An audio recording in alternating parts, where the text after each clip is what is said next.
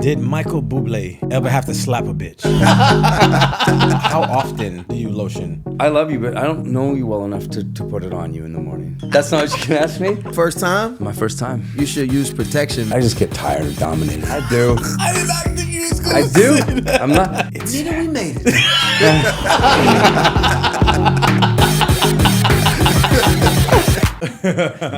Thanks, bro. I love this. But I know what you're saying. This is my first one, by the way. Your first. You know that. It's your first time? My first time. You should use protection, man, so No you joke. don't have a kid, No joke. another one. No joke. This is my first podcast. Really? Yeah. Oh, this I is have amazing. said no every time. Oh man, I appreciate you coming on because Are you kidding I'm me? no stranger with no's from you. So. Hey, you know what I want to ask you? Do I you know what you're about to say too. I know exactly what you're talking do about. you absolutely hate it when famous people ask you to do Christmas songs with you? I don't hate it, but I wish that they would get their shit together. Really, I wish. And I have a friend, famous, super famous. Like I'm talking worldwide, iconic, international celebrity, Jason Derulo, who called me and said, "Bublé, Mike, man, dude, I have an idea. We need to do something." And as he was talking, I was like, Oh man, another one. another one's calling me. Okay. And he's like, "We need to do a banging Christmas song. This is gonna be the most." And I was like, "What did I say? What? Was it fucking?" I remember it very, very vividly. I have nightmares about it. You have So nightmares? yes, I asked Michael Bublé to do a Christmas song, like every other singer out there has. I mean, why the fuck? How could you not? Yeah, You know I Michael. understand. You know Michael Bublé. I understand. The first question you ask as a musician is, "What's up? Can we do a Christmas song?" Cha-ching! And you know, I thought he was gonna say yeah. So this is what he says. So he didn't say no, but What'd he do? when you're on the phone and someone starts doing that noise, oh, you already know it's not going pop. He was like, what if we did something else? I'm like, what? Like golf? Like, Do you know what's funny? I remember what I said to you too. Tell me. Because my wife was sitting at the dinner table and she was like listening to me. And when we hung up, I swear to God, and she has this beautiful accent, you know, this Argentine accent. She said, who was that? I said, it was my friend Jason Derulo. She said, maybe you were a little bit harsh with me. Oh man. And because I remember what I said exactly, because I was frustrated. I don't know why, but I think because I like you and I know you well enough. And I said to you, dude, I understand. Everybody fucking calls and wants to do a Christmas song. I understand that. You did say that. You know? I said, but dude, here's what I don't understand. I said, you are, because I know. I said, you are incredibly talented. You're super intelligent. You're highly intelligent. And I was like, the roots of what I do, the roots of what I love, the old school shit, the standards, the Great American Songbook, the jazz. I said to you, the roots of what I do is what you do. I said, it fits so perfectly together. And I said, dude, I'm dumbfounded by the fact that I'm not getting calls from people like you all the time saying, dude, why aren't we collaborating? And why aren't we mixing that old school shit with this modern, New pop. this pop or like hip hop or whatever it is? And because it fits perfectly. And I was like, I always knew it fit perfectly. It is the root of the music. It's not like sticking a square into a circle. You know what I mean? It fits. And it's that old school mix, and it's like a very OG thing, but and that's what I said to you. And a lot I of people would walked take away. that wrong. You know, a lot Yeah, of people I would take agree. it the wrong way because they would be like, okay, he said no. But nah, I took that as, oh, shit, like I see what you're saying. But it was crazy because when you went away, like you went, okay, man, yeah, I'll think about that. And my wife said that to What me, did and I you was think? like, You was like, he's no, never, I was this like, guy's well, never no. talking to me again. Well, no. I was like, you know what? I'm glad I said it. Like, and when she said to me, "Were you harsh?" I was like, no. And I said, you know what? He's fucking smart. Yeah. I was like, no, if anybody's gonna get it, man. And then the trip happened. So what happened after that, Jason? So after that, Were you After first I of all, cried were in you, my corner. were you devastated? Were you heartbroken? I was a little, I wasn't heartbroken, but It's my hard to heart hear, is, no. is was a little damaged. A little damaged. Only because knowing Michael enough, I don't want to make things weird, Yeah. and I've been in that position before to have Somebody to say asks no. you something, you like, Yeah, and I hated that I had to make him say no. You know what I'm saying? Because I know how tough that can be. Yeah. So it was weird from a lot of different perspectives. So I went away, and I was like, cool. I'll ask him a different question. So I went away and figured out a new vibe, utilizing something, a classic standard that he's really been really popular for, and I went into the studio and tried to create something from that, because it's one of my favorites that he's done, and I was like, what if I created something from this? And then I said, Michael, what about this? You wrote me, and I think it was like a Saturday morning, and I was in the car driving somewhere, and I was in Argentina, and you said to me, hey, dude, that conversation stuck, you said, and I have come up with something that I think is amazing. And I remember sitting in the car with my wife, and I was like, oh shit. Like, I was like excited. I like your stuff a lot, and I was like, oh my God, I wonder what this is gonna be. Like, what is this gonna be? But I was shocked that you, not just that you came back, but it was like 2 or 3 days later. It was like, Yeah. And then I was going to have dinner at an asado place. And in Spanish, in Argentina, asado is like steak, barbecue. And I was in the car, and you sent me the track. You sent me your first thing of you doing the demo. This is I'm not just saying this. Well, I know I wrote you.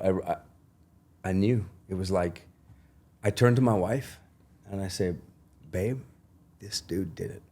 He did it. I said, this shit is so hot. And I think I wrote you, and I was like, I said, people are from Miami to Dubai. for sure. I was like, people are gonna lose their shit, man. 100%. Like I was like, what did you? And then in my mind, I was like, did he have this? Like, I didn't even understand how you came up with it. I didn't that quickly. I was like, was this something he had before, or that he was already thinking about, or was it? How did you do it? Can I ask you? Serious? Because I've never asked you, like, what was the process of it? You sat with a producer? You want me to be honest? Yes. All right, so I guess this is honesty hour. So Yeah, man. I love, the reason why I love this podcast is brand new, but the reason why I love it is because I feel like I can be truthful and I can be myself, and people will get to know a totally different side of all of us, hopefully. Yeah. Anyway, so truthfully, I'm a numbers guy as much as I am a creative. I understand. So I go and check your numbers of Hilarious. which songs were like really popular, The biggest streaming songs. in different places and whatnot. And happens to be one of my favorite songs is The Sway. Great song, yeah. Yeah. So taking that, I was like, okay, how do I make this? How do I fit this with me? And that was the puzzle for the evening. For that night, I sang the chorus. Yeah. And then me and a couple of friends of mine, we started to make a track around it. So we didn't want it to feel slow. We still wanted it to, like have a real pulse, but still keep the essence of the standard, the original standard. Yeah. So yeah, it was just about playing and experimenting, and we experimented all night. And when I heard it the next morning, I was like, oh, it passed the test, the morning test. I was like, oh, this shit is amazing. But I was like, let me not send it yet. Let me work on it a little more. They worked on it the next night again. Then I woke up again, and I was like, oh, Explain shit. the morning test for the people who don't understand what that is. The morning test is every song that I ever write at night is the best song I've ever done. It's hot fire. Yeah, hot fire. because while you're doing it, it's exhilarating, it's amazing in the moment. But when you go to sleep and you wake up the next day and you hear back what you did, that is the true test of how good. How many times you woke up like, man, this shit whack? I mean, the majority of the time, Right. I mean, And I mean, depending for me on when I wrote it, how sober I was. Right. Because that has a lot to do with it. A lot of times, For sure. it's like, Not lying. you're in the moment, you're like, this is the greatest fucking thing. Right. Anyone, like Paul McCartney should be calling me right now. Right. Just to bow, because this is so good. And then you hear it in the morning, you go like, oh. Yeah, I was drunk. I was Yeah. drunk. Yeah, I was yeah, drunk. You know what I'm saying? but it's never trash. Yeah. It's, No. like it's never. It's trash. just not Not your as best. exciting. If we're Yeah, being it's honest. not your best. I trip because he took one of the greatest songs of all time. No joke. It's one of the greatest. It's a well-crafted, incredible song. It's memorable. There's a reason why it streams. It's because it is a fascinatingly great song. Mm-hmm. What tripped me out was that when I got it back, what he had written around the track, the song that he had written, easily stood up. And by the way, it didn't just stand up, and I'm not putting down the original songwriter. It's a great song, but dude, it sat there perfectly. Mm-hmm. It matched tonally. Great melody. Thank you. The hooks are amazing. And I was like, dude, and then as it comes back to that chorus, I was like, oh my God, this is perfect. I knew in 1 second, man. Like I just kept singing it over and over again. I heard like a lot more of your jazzier songs. Yeah. And then obviously to prepare for the interview, I'm like, let me do a deep dive and listen. Yeah. And then I heard a lot of like Spanish and Latin influences in your music. For sure. I didn't know where that came from, but then you said your wife is from Argentina. Yeah. You live there sometimes. Do you feel like staying there has had a big impact on the type of music you make? Yeah, man, sure, for sure. No, I think I just kind of always dug it too. I think too, like getting into the process of what we did, I'm not like, listen, it sounds like I'm being too reverent, but I recorded my part. And it's a pop song, right? So I was like, oh, I will sing it this way. And, I will embody Bublé, because there's two me's, right? There's like I'm a pop singer. I've had nice, beautiful hit songs like, I don't know, Haven't Met You at Home, a ton that are pop songs. They sit on pop radio with Jason Derulo. And then there's this side of me that you hear doing, Feeling Good or Sway. Amazing. Or those standards, right? So there's ways that I interpret the songs. So I sang the song and I did it like a Bublé, the pop singer, would do it. And then I was in a trailer I was doing some kind of commercial or something, and I was excited. I sent it to him, and he called me, and I was like, oh, he's gonna think this is great, It's funny, the same thing. And he returned the favor. And he fucking returned the favor. And I was like, so what do you think, man? Ready to hear like you're the fucking greatest thing that ever lived. And I heard this. And it was true. He said and then he said something, and you said, oh man, you said, I don't want you to be Jason Derulo. You said, I wanted Michael Bublé to be on this track. That's right.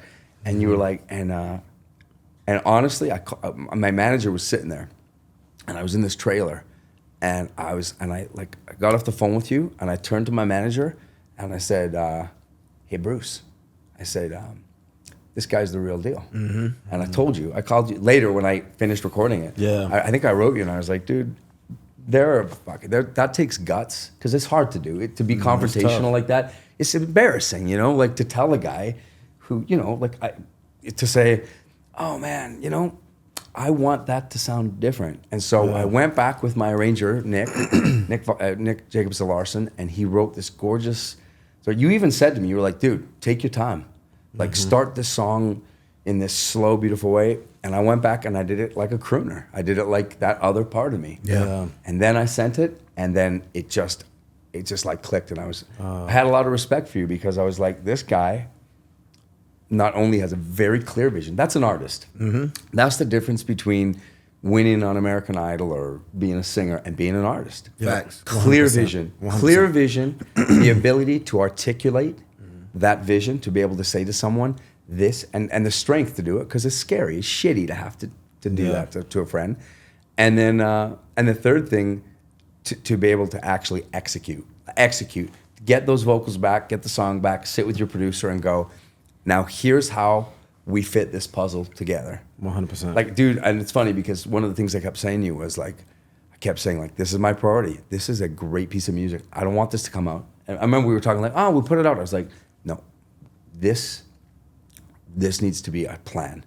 Yeah, like, I'm so happy that we're here talking about this. I didn't know if we were going to talk about it today, but dude, like, that's as important. And like, you're the marketing guy, dude. Like I said to you, I was like, listen, how huge it is to have that conceptually set up and have marketing and have people excited and let them have a little taste and get it out there. But going back to that phone call, I mean, it was a tough phone call, because it's not like it was not great. It was great, but it sounded like like how I would sing it. You know what I'm saying? Right. Yeah. And I think the beauty of the entire idea of us doing the song together is the blend of the worlds, right? Yeah. So I needed you to take us on a departure, you know, and I needed that Michael Bublé flair, but It feel like New Year's Eve. Yeah, I do. Like I just love that like the it's ball dropping. And You know what?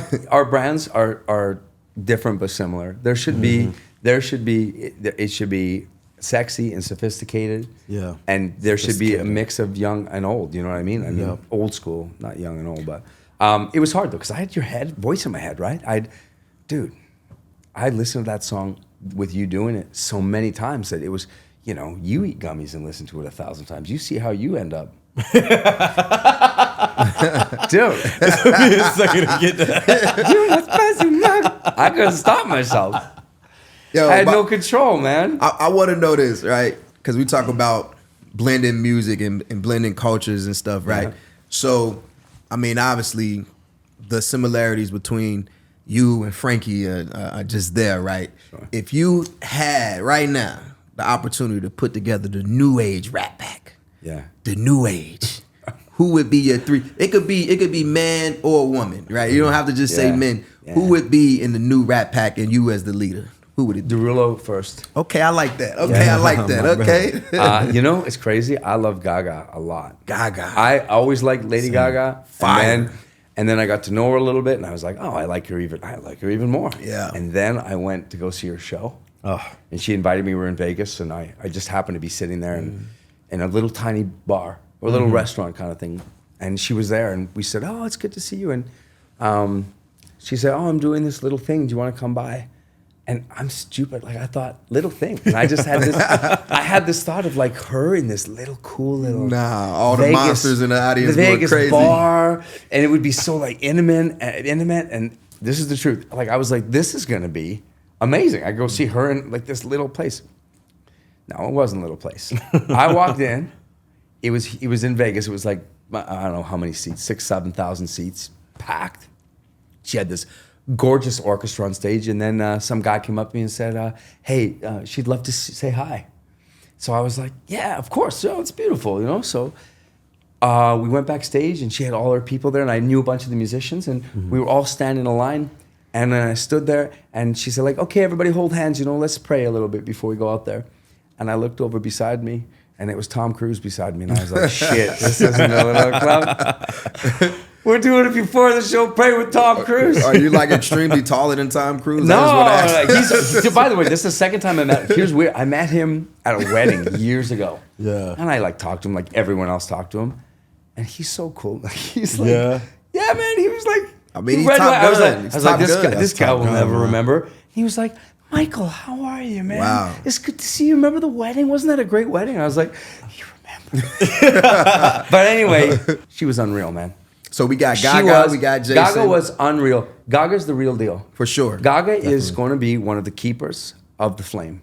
She is going to be one of the people that keep this music alive for Tony Bennett Yep. and for Frank and for Dean. And truthfully, the second she came off stage, I hugged her and I said, you know what? I said, it is an honor for me to be a small part of keeping this legacy alive with you. Like she is, dude. What a singer! Amazing actress, too. What an entertainer! She Yeah. she held the audience like it was beautiful. It was beautiful to see. Really something, man. Inspiring. My first tour was with Lady Gaga. So, Oh, shit. So literally opening my entire touring experience. Get out of here. Was with Lady Gaga. So I got to watch her every single night, and I was blown away every And single time. when was that in her career? Like, That was in 2010. That was like at the height of like the Monsters. the Monsters. Yeah, Bad Romance. You know, was at the top of the charts at the time. It was like. And what was she like with you? Absolute sweetheart. Yeah, just great like the class act. But I had an experience after that. I opened up for someone after, and I was like, damn, I really miss Gaga because she just knew how to treat the opener, you know, and I really appreciated that, and I've kind of adopted that within my tours now. Like I make sure that, you know, I roll out the red carpet for whoever is a part of the show, because that, you know, that person is a part of the show. You know. Yeah, I got it. I still need to know who the 4th draft pick is. Man, it's funny, there's so many people that I love. It's so hard. I mean, man, I know it's different. It's different style, but I love Bruno Mars so much. I think Bruno he's Mars. so stupidly talented. Like, Definitely. man, when that "Leave the Door Open" song came out, I was like, it actually gave me hope. I was like, Something. well, I was like, man, people, you can make sophisticated, layered, highly intelligent music, and people are gonna go like, yeah, I want that. I was like, this is unbelievable. Like, So you wouldn't put Cardi B in the Rat Pack? I like Cardi B too. I'm just messing. I would do that for sure. I'm nominating Cardi yeah. B for the 4th draft pick in the new Rat Pack. There's weird names though that sensational. would come up with, like, dude, I'm a big fan of Hugh Jackman. Love, like, you thinking Wolverine and da. Yeah. Dude, that movie, The Greatest Showman. Yeah. That's one of the biggest soundtracks ever. And That's for sure. he was a mastermind. Like, that wasn't just a dude going, oh, I'll go play a part. That was this man getting the right people together, waiting on songwriting, and then he went and killed it in the movie. I remember watching the movie. I wrote him a long letter. I didn't know him or anything, but I wrote this letter, and I was like, dude, this is unbelievable. Like, these songs are unbelievable. You're killing it. Like, this is, and then he went, and then they said, like, Hugh Jackman's going to do a tour. And I was like, really? Really? That's my thing. I'm the tour guy. And then the tour was amazing. And it's like, this dude does it all. He's funny. He's charming. He sings. He dances. He acts. Actually, no, I fucking hate Hugh Jackman. I changed my mind. Hugh, how dare you are off the team. You're too good. Until you're less handsome, a little shorter, and less talented. That's crazy. So he's a Wolverine and then came in and did a tour like that? Yeah, like, I wonder if God was up there and God was just saying, I'm just going to give you more. I'm not gonna lie, I hate people like that. When you're in high school and they good at everything, like you play ball, and you in the choir, and you on the debate team. Like, I hate this guy. You know Too much. Just too Like, you're much. just too good. You're just too talented. Can I ask you, who would be your, like, who is your 3? Who's your 4? Both of you. It's a hard question. Jason. Yeah. Who would be in your new Rat Pack? Who's yours 3? Sheesh. I wasn't expecting that. And dude, I'm excluded. Don't say me, because you're gonna be nice. So leave me out. Definitely putting Michael in my Rat Pack. Oh God, I was so worried. It's the Rat Pack. No, for sure. I've been a fan of you guys. I've been a fan of Michael for a very long time. When I was in college, you were the soundtrack to every single morning and evenings as well. And for some time, I was like, man, I should really sing jazz music. You could have. And I was just such a fan. I just thought that could be my route for a second. Could have. I thought you were gonna say Christmas music. I could be. I could go #1 every December and sell 10 million records. Just like but yeah. So in my Rat Pack, Dead or Alive, or just Alive? No, Dead or Alive. Alive is good. Alive. Oh, okay. Y'all was about to make it real Saturday easy. was Michael Junior, Jackson, D Money. like, nah, that's Yeah, a cheat dude. code. Like, Okay, cool. So in my Rat Pack, Yeah. I'm gonna go for the big guns in different areas. So I'm gonna go Michael, Bublé. I'm gonna go Beyonce. Ooh. Yeah, that's a good one. Beyonce is an amazing performer. Great dancer. Then I'm gonna go Justin Timberlake. Oh, that's a good one. Yeah. that's solid. So I got 2 white guys. I got a black woman and myself. I Right? like it. I'm in it. Diverse. You all the boxes. You checking all the It's boxes. 4? It's it's only 4. 4. Yeah. Oh yeah, we the dream team. That's the dream team right That's there. amazing. Oh, dude. we I like Timberlake too a lot. I thought about that too, saying that. yeah. Justin I think my Timberlake. Rat Pack is a little better than yours. No, you're Well, I'm gonna tell you something. My Rat Pack could probably beat the shit out of your Rat Pack. Just so you know. He's a hockey player. I got Wolverine. No, Wolverine kicked the shit out of if everybody. I had a Rat Pack, it would only be Canadians. So You're killing me. obviously, I'm not Canadian, but it would be myself. It would be Bublé. It would be Drake. Ooh. And it would be Justin Bieber. Wow. Now, this is my question to you. And I like to say your full name. Michael Bublé. Yeah. If you had to make a hit record Yeah. with one of these two Canadians, who would you pick? Drake or Justin Bieber? Honestly, Drake or Bieber? Who No you got? joke. I really, genuinely, sincerely respect and like them both. You gotta pick one though. can't. This is like I Canadian can't. wars. I like- can't. I can't. Like I really, I love. Listen, I know. I've never met Drake, but I've loved him from afar. Yeah. So I would say Bieber because I know Justin. Okay, And okay. I really like Justin. That's respectable. He's a good kid. Like I swear to God, if I was that famous at that age, oh my God. It's tough. He has my respect. Yeah, being a child star is tough. Yeah. See, I thought you were gonna say Celine Dion or something. You know what it is? Whoa. Canadians. I don't know if you do. I don't think Americans do this, but we have a problem in Canada. What's the Not problem? a problem. What's the problem? We have tell a me. thing where I think it's a little bit of insecurity, but like we can't help ourselves. You must have Canadian friends that do this because I do it. And it's like everyone that's Canadian, I'll be like watching a thing with my buddies, and I'll go like, "That's Ryan Reynolds. He's Canadian." And then I'll go, yeah. Look at that, hey, that old John Candy movie. He's Canadian too. And I'll point out I'm so proud. And it's like Martin Short, Canadian, and I can't help I know Americans don't do that because you got, but it's like No, we have a actually thing. We do have that a with thing. all black people. Like whenever black Americans see anybody black doing anything, But like, they could also be part black. yeah, anything half black, a quarter, like Yeah, because hilarious. I think we adopted Bruno Mars, right? for sure. The Yeah. Rock is Yeah. with us for sure. Yeah, The Rock is- We're never letting The Rock go. Like He's it's- talking about the president, the new president. He's yeah, gonna be he's gonna be the president. I'm Wow. voting for The Rock. You know what I'm saying? But anything, a drop of black, we like, yeah, that's with That's us. You know what I mean? hilarious, you guys. So yeah, Speaking of black,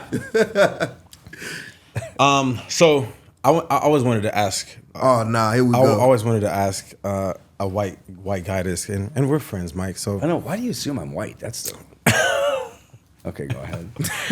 So every morning, brush my teeth like everybody. I want to look my best, Yeah. do my hair, boom, boom, boom, and then I put lotion or oil on my body. You lather yourself up. Yeah, I got to make sure that I'm well moisturized. Okay. Because if not, then I might get ashy. You risk the chance of being ashy. I risk that chance. But that is a common denominator for most black men. So my question is, This is How weird, often- man. I love you, but I don't know you well enough to put it on you in the morning. Is that what you're gonna ask me? That's not what you're gonna ask me? Because if we get to know each other better through this podcast, fuck, I will do it. Will you oil Jason? I'm not Derulo? weird about that shit. I will put the cream on you. it's not where I was going with that at all. Do you do your balls too? Can you just be honest with me right now? Will you get the areas he can't You know- reach?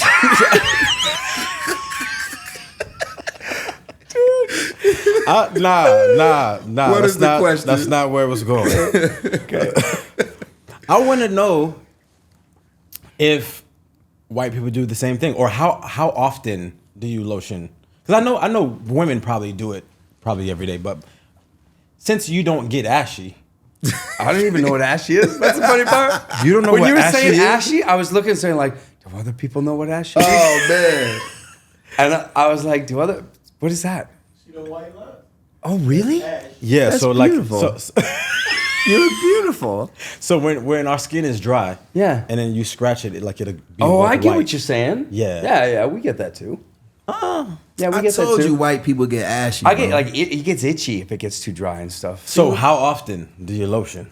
Not often. Honestly, not often, dude. Not every day. Yeah. Dude, you know what's funny? Like I'm Canadian. I'm from Vancouver. So growing up, there wasn't wasn't a big, huge black community. So I didn't know a lot about the culture. And Yeah. then when I started to come to America and I started to work, and most of my band is, and I was like learning all this stuff, and I learned something just a while ago. And Please share it. Yeah. yeah, man. And I truthfully, and people are gonna roast me for this, but I'm just gonna say it. So I am firstly, I'll say this: I have 3 singers that sing with me. They're truly beautiful souls. Like they're beautiful people. And Lauren is one, Batley, and she was in line. We were catering. This is like at my show. We were waiting in line, and we're all really close and stupid together. And her hair looked so glorious. Glorious. And I went to go like, that's beautiful. Like, look at how gorgeous your hair is, Laura.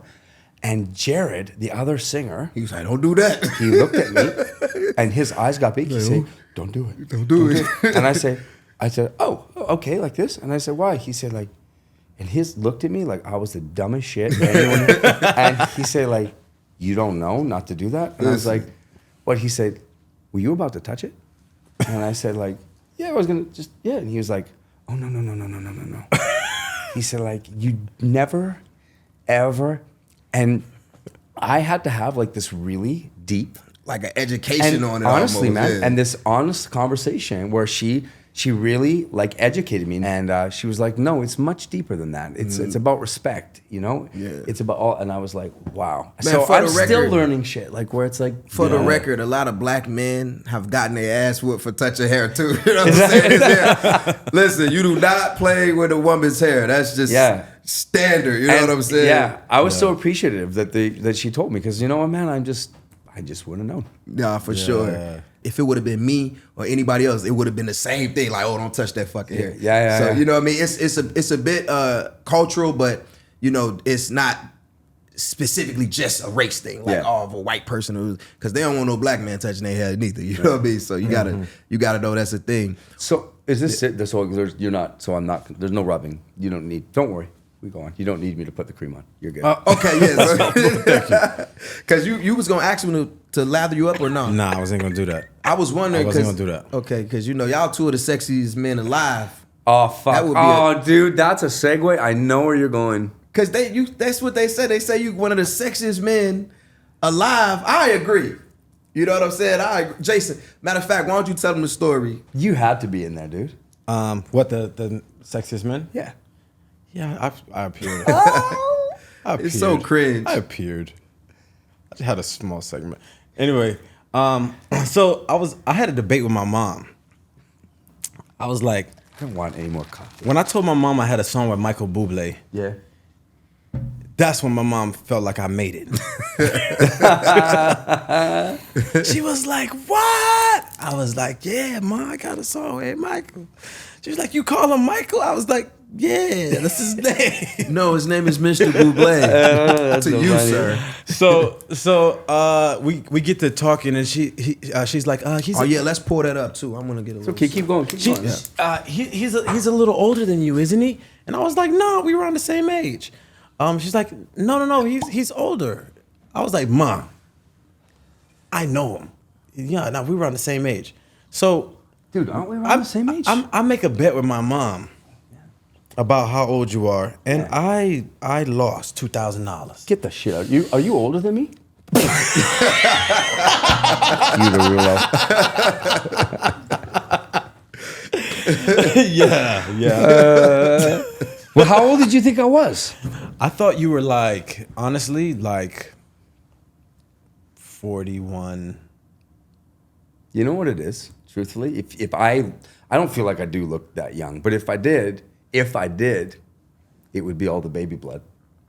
Oh my God! Come on, Mike. You know what's so funny, man. guys? You know what's so funny? There was a thing that my friend, I'm saying that because my friend showed me, and they had done this like thing in some tabloid about like Bublé's age and stuff, and they were like, what do you think he's done? The surgeries and stuff. Right. And my buddies kept saying, like, one of my buddies was like, are you in one of those secret societies with the baby blood? And I said to him, like, the truth. I was like, you know, no one's ever asked me to be. Have you ever been asked? To be a like part of in the any society? weird, like, how, am I just not cool enough Yeah. for any like weird They don't secret want you to society be, yeah. or like no religion? You know the. You No, know, I don't want to talk bad, but we were gonna call you, but oh, you wouldn't let me in. no, we're going to. Any but- Scientologists have ever talked to them? No, I'm just playing. The call is coming. I keep waiting, you know, just to be able. I'm not going to do it. You're just gonna just say, wanna know But just to you- go like, but you wanna- hey, we're meeting in the bushes for the whatever, you know. What do you think, Bublé? You want to be one of us? Nothing. Never. Nothing. They didn't come for you yet? They never came for me. Man, that's crazy. They came for me early. They was trying to get me Cheers, to be a part of this. Cheers, man. I can't believe it's here. Actually, I was talking to you about this last time. You were, man. Took me Congratulations, by the way. Thank you, my brother. Okay, guys. Usually I don't drink, but when I do, it's with Michael Bublé. Hey, sheesh, it's gonna be weird like in and whiskey. Jason Derulo. It's gonna be strange like in whiskey, boys. I need a case of this, my boy. Oh, this is good. God dang, it is good. This is good. Yeah, Where can we get this right now? I think you can get it everywhere. Yeah, I think so. this is fantastic, man. I bought you guys one too. Thank you, brother. Yeah, man. Thank you. I get to say I had a drink with This Bublé. is fun for me. This is the first time in 20 years. You know, you were talking about that you're now in record making mode. Yep. And so for 20 years, that's what it's been for me. Write a record, write songs, produce the record, promo the record, go to 40 countries and do your TV shows, tour the record for a year and a half, go to 50 countries. And it has been like that for 20 years. Cycle, cycle, cycle, cycle. And this came to me, and for the first time ever, I was like, you know what? What if I don't do the cycle? What if I Just chill. yeah, and this can be something fun for me and a new challenge. And so we spent 3 years where we literally tried to reverse engineer whiskey for people that might not like whiskey. And It's good. it's good and It's dangerous. really good, man. I want to ask you, what did the like road to success for you look like? You know, I mean, obviously now we're in like social media. You could just go viral, TikTok this. Yeah. But, you know, 15, 20 years ago, it was a lot different. You had to do a lot of different things. Yeah. There wasn't a lot of outlets in Canada, Vancouver specifically. What was that journey like? What was the beginning stages of your career? It's too long, but Just the short version. short version. A grandfather who I was real close to. I loved this music. Him and I bonded over it. He was a plumber for 50 years. He would go and he would do free plumbing for people that would let me get on stage with him. And I started working in all the nightclubs and the bars, showing up at corporate things with different players, just getting a chance. Just give me a chance to get on stage, working at anything, like restaurants. They have a, you know, hey, you know, we'll give you, you know, $60 and you're a piano player. And I did it till I was 26. I didn't get signed. It was like people that loved me kept saying, dude, this is not going to happen for you. And I was like, no, but it has to happen. Like, I know I'm good. I know this is unique. I know that I can. And it turned out that finally, David Foster, a killer record producer, beautiful guy, gave me a chance to go to the record company to Warner. And Tom Wally, did you work with Tom? I did, yeah. Tom was the president. Tom was scary, like at that time. Like Tom was this real stoic, good looking, you know, ton of charisma, but real quiet kind of. And I remember we walked into the record company. This is after 10 years of me going through clubs and working and putting out independent records and I did everything. Everything you can imagine, cruise ships, weddings, everything. And I remember he walked in and he said, hey, why should we sign you? We have Sinatra on reprise. And I sat down in my chair and I said, well, with all due respect, Mr. Wally, Frank is his dad. You know, don't bury the music with him. I said, give me a chance and I will work my ass off for you. And I will go and I remember that I met a girl that worked with you. You might not remember. Her name is Susan Leon. She was head of market. She's one of the heads of marketing. She'd I think gone with you for a few promo things. And I remember that I walked up to her and I said, hi, I'm Michael Bublé. And I say, and I'm gonna be your bitch. I'm gonna work my fucking ass off for you. And I was and she always says that like 20 years later, I will still walk through the halls of Warner. And I'll be like, hi, I'm Michael Bublé, your bitch. And I will, yeah, dude, it's like, it's truly my joy. I can't believe it's happened. I can't believe, like, it's a different life, obviously, man. It's a different time. Like, dude, I feel like you could be one of the last artists. You got to feel like Indiana Jones in a way. Like, that door was closing of how it used to be. And you, like, slid under and, like, just got through and then grabbed your hat. Because how did it happen for you? Like, because obviously there wasn't social media. It wasn't like that. No. Tom Wally, same guy. See, that's what I was saying, how it's a lot of things in common. Yeah. So I was working with J.R. Rodham, super producer. You know, he was having a ton of success. and they flew me out to Los Angeles to be a songwriter on their publishing company. And when I got to LA, my first session with J.R. Rodham, we did 7 songs that evening, and he was like, "Holy shit, man, you should be an artist." And I was like, "Well, that's what I've been trying to tell you this whole time. This is what I'm trying to do." Anyway, so he signs me as an artist, and we come up with a ton of songs, and then we go to try to get a deal with Warner Brothers. Have a meeting with Tom Wally. I play him 3 songs. I play him. That's what I did too. 3 songs. Yeah. I played him What You Say. Yeah. I played him Riding Solo, and one different song I hadn't wrote in my head yet, but I played him those songs, and after What You Say, he says, "I never say this, but that's a #1 record." Wow. And I got chills all over my body because I was like, "It's Nigga, we made it."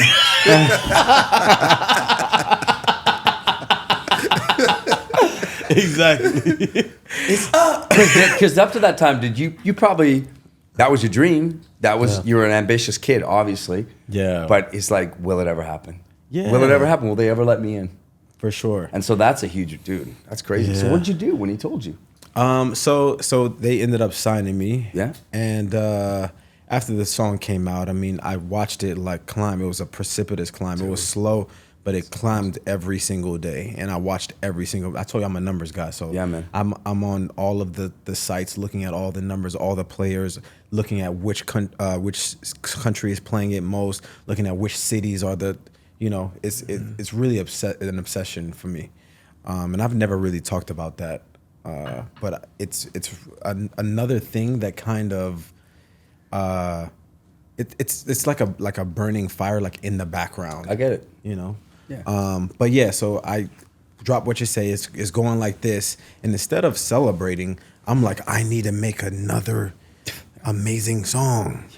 I thought Riding Solo was great, but I was like, I think I have like a better one in me. So I end up creating in my head, and through the sliver of records that I did, recording, making hundreds of records, and in my head came out, and they're like, "Yep, that one's next," and then we dropped Riding Solo after. Wow. It's crazy too, Amazing. because as an artist, right? It's like, I always talk about, I have a lot of friends that are stand-up comedians, and it's like they break their ass for 5 years doing the gig, and they put together this set of 30 perfect minutes or whatever, and then they boom, it explodes, and it's like, man, they're a big star now. And then they have that big break, and then whoever the company or whoever has them says, okay, now we need another one. Mm-hmm. It's like, I just took. You don't really get time you to just celebrate. You just got my best shit for 5 years. I just took 5 years to make all that best shit. 100%. And now what? You want 3 months? I have to do that again. And the crazy part about you and I is it's been whatever, it's 20 years. Yep. And we just, it's every time it's harder. And that's something I wanted to talk to you guys about today. Yeah. When you and I sat down kind of before, I see a lot of similarities in the way that music will always be, I think I can speak for you, it'll always be at the base of who you are and what you love, and it's like you're a musician. But because of our personalities, because of who we are as people, I've watched it change for you, and I've watched it change for me. Mm-hmm. Like, becoming, say, a brand ambassador, or, starting, like, whether it's TikTok or whether it's this podcast, it's interesting. I wonder if you feel what I feel, because I feel like this has been a really strange and beautiful shift in my life, in my career. It's like, the music, I'm a musician, but all of a sudden it's become more about me. My humor, the enjoyment I have being with people, right? I think the cool thing used to be like incognito, like mysterious, like, oh, we don't quite know like what they have going on. Yeah. And now people want to like feel relatable and like know who you are, and that's gonna make the records do better as well. I think what you just said is huge too, because I think more than ever, dude, if you're not self-aware, like I see it all the time, like I'm sure you do too. Like I watch people, celebrities, and they're just not self-aware. Mm-hmm. Like through COVID and shit, I saw things where you know, you'd see people in their mansion going like, this is really hard. And I'd go like, oh no. Like, you know, like that's not a bad person, but that's a bad decision. Like these people are struggling. People are hurting. Like lift them up, bring them hope. Bring light and love, you know? And it's, you know, but they just stop being self-aware. Yeah. That's what I really tried to do during the pandemic, honestly, because I've always struggled with social media. Social media was like this. It was just like a wall in front of me. I just didn't understand it. Yeah. And for the longest time, I was releasing all these songs, and people knew me for the songs, right? Or knew the songs and not me. And I always felt like there was one dot that was missing within my career, and something was just not meshing. Like that even like my tours weren't selling how they were supposed to sell, like based on the numbers of the albums and the numbers of my songs. I get you, yeah. You know, having sold all of that, like it's supposed to be this, you know? So there was like a wall. And during the pandemic, I was like, I'm gonna figure this shit out. And I really spent time and energy trying to figure it out. And in the process, I gave myself a rule, and I said that I was gonna post 6 times a day. Wow. And through those posts, I was gonna figure out what made people tick. And in the process, something amazing happened. What happened was, in trying to get to 6 posts in a day, I was posting all kinds of shit, just like shit that you wouldn't normally post, because I had to meet my 6th number. Yeah. And I started to come out like the real version of me, or like, you know, the playful version of me, or like the cooking side, or because I had to just get my 6 out. Yeah, man. And in doing that is what made me pop on social media. Dude, I talk about you in that way a lot. Like I do, because I was a fan. Like we had met and we had done little promo things, and I always thought you were very humble and always really nice, and the people that worked with you always did the same thing. So I wanted you to win. And then I remember when the TikTok thing started, and I remember being like within groups of people saying like, oh, look what he's doing. And it's like, what is he doing? What he's doing? And you, like, for whatever reason, I don't know. I wish I could understand why maybe you didn't know, but it's like whatever you did, you just kind of went forward and kept going. No, I got this.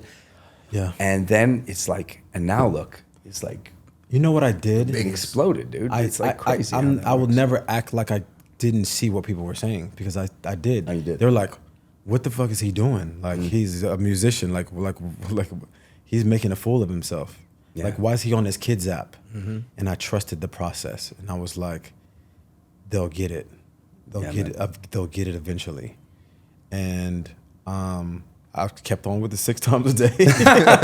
Well, it's like you said, man, about like my manager always says, no mystique is a big mistake. For sure. No mystique is a big mistake. And but it's weird because I got told, like my wife says to me, dude, she goes, Mike, do you know what TikTok is? I was like, yeah, I've seen you. I was like, ah. She's like, no, you need to do TikTok. And I was like, no. Your social media I was like, I'm amazing. not doing TikTok. She said, dude, I know you. You will love it. You're creative. You love building and making. She said, you like people. And I was like, sure. And I started it. Dude, I genuinely love TikTok. Forget about making TikToks. Like, I love being fun and having fun. I love the community. Like, I have found so many amazing, like, if you go look at who I follow, sometimes they don't have many followers, but it's like fucking amazing singers, or like really funny. Yep. Like, I'm like, no one, you know, people wouldn't have seen that kid or that person. Facts. No way. And now it's like, and I love watching them too, even when they start to grow. And they like, and there's a girl I follow named Julia Michaels Voice, I think she's called. She's just, dude, she sounds like an old school Ella Fitzgerald, Sarah Vaughan or something. And when I started following her, I think she had, I don't know, a couple thousand, like, no, I mean, she's just a kid doing it from her house. And I think she just hit 100,000. And I know that's not 60 million, okay? But still. But it's amazing. I'm like, Michael. I'm like, this is No, amazing. Michael, This kid is amazing. I gotta stop you right there, Mike. Julia Michaels is a big artist. What are you talking about? Did you say Julia Michaels? Yeah. She's a big artist. No, it's the wrong one. Okay, yeah, you're talking about the wrong person. Fuck, this girl needs to change her name, man. Julia Michael. Julia Michaels. Julia Michaela. She got like #1 records. Oh, that's funny, no, man. But look, let me ask you this, Michael, because you know there's a lot of delusion in the entertainment business. Sure. For example, Jason Derulo, right? He's delusional. He believes that if he was 6 inches taller, he would be LeBron James. Okay. Oh, really? This is what he thinks. Hold on. Yeah, I didn't have to be 6 inches taller. Okay, I could just see. He thinks even more delusion. He think if he was 2 inches at my height, I think 2 inches. You what? At your height? at my height, 100%. Okay, listen. We're not gonna Not get LeBron into James, but someone else. Like Dude, who? you actually do. Like Now Kyrie that you Irving. say it, you remind me of Prince. How he was really good at basketball. No, I'm just kidding. No, this is what I want to know. If you had a chance to go back and do something different, Yeah. would you have went and played hockey and been a superstar dude, hockey in player? a second. You think you could have been I still have Wayne fantasies. Gretzky? I still have fantasies that like somehow at 48 years old they're going to be like the Vancouver Canucks. I've just proudly selected Michael Bublé with the first overall selection in the That NHL. would be amazing. Nah, dude, I love sports. Like seriously, if fantasy football paid, You would do it. I would do it in a second. I love it so much. Like Didn't you put a hockey yeah, I rink in did. your house? I have a hockey rink in the house. You do now? I do now, yeah. So I was a really good roller skater. Like really good. Yeah. You think it translate? Absolutely, dude. I'm a good ice skater. Absolutely, it would Yeah? translate. You would be shocked at how good you are. It would take you literally. You'd get on there for half an hour and you'd be like, "Oh my god, this." If you're a good roller skater, absolutely. Yeah. You play I just went hockey- out. I bought I'm a part owner. I'm a minority owner of a major junior hockey team called the Vancouver Giants. And so the other day I actually went out and skated with them. And I'm terrible, but it was so much. I'm sure you've played. Have you ever played with all the guys, your heroes? You got on and played LeBron or? No. Why not, dude? Kevin Hart does. I don't know. You know, because he would lose. Stop it. You know, I really need to get out There's and no do question. more. You know, you do need more friends. things. We need friends like this in our life. He's horrible. Well, that's not. But Who you know needs- what? who needs Whenever we enemies? get feeling too good about ourselves, it's good to have a brother like this They- to Oh, yeah, say, he'll "Hey, bring man." me right You know on what they call down. me on the court? Shaquille O'Neal. You know what I'm saying? Because I'm dominant when I get on the court. That's hilarious, Shaquille O'Neal, I'm dominant when I get on the He's court. not a factor on offense. But So how come he you can never lock went and down played in somebody. like a celebrity game? Honestly, you did the Revolt thing, right? No, I don't. I did like a side. I never did a celebrity game. I always say no to. I'm afraid. You're afraid? Yeah, man. Like they've asked me a lot of times, come and play in the celebrity hockey thing, or come, and I'm always or golf. Like it would be so embarrassing. I'm like, yeah, you get into a lot of fights when you play hockey. I'm so competitive. Did you fight a lot when you play hockey? Not really. Did Michael Bublé ever have to slap a bitch? I think in hockey for sure. Oh, dude, I've probably got slapped around more than I ever slapped. But Wait, what? I think knowing me now a little bit better, that we sat down like this, even you probably have a